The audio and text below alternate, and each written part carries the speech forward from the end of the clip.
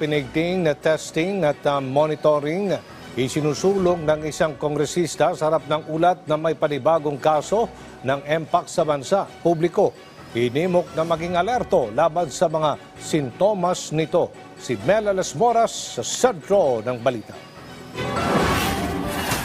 Kumpiyansa si House Deputy Majority Leader Janet Garin na dati ring naglingkod bilang Health Secretary na kayang masugpo ang pagkalat ng Mpox o Monkeypox sa Pilipinas. Yan ay kasunod ng naitalang bagong kaso nito sa bansa. Sabi ni Garin, mahalaga ang pinaigting na testing at monitoring dito.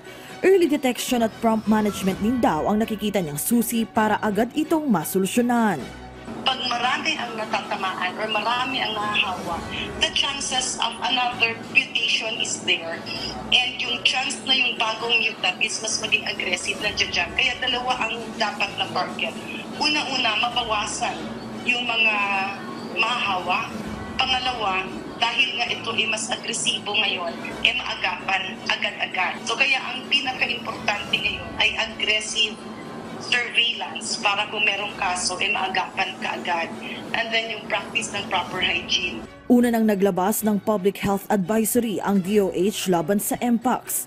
Dati na raw naitala ang sakit na ito sa bansa at lahat naman ng naunang kaso ay na-isolate na agapan at gumaling sa sakit. Pero paalala ng kagawaran na ililipat ang virus sa pamamagitan ng person-to-person transmission at direct o indirect contact katulad ng halik, yakap o sexual intercourse o kapag ginamit mo ang bagay na ginamit ng isang may sakit.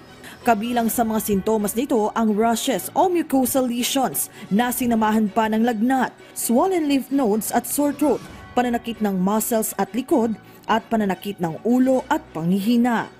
Narito ang itsura ng Mpox na kaiba sa chickenpox at measles. Ang iba pang mambabatas na nawagan na rin para sa pinaigting na paglaban sa Mpox. Si House Committee on Health Vice Chair Angelica Natasha Co, itinutulak ang ibayong contact tracing kasabay ng masusing pag-iingat ng bawat isa. Mela Las Moras para sa Pambansang TV sa Bagong Pilipinas.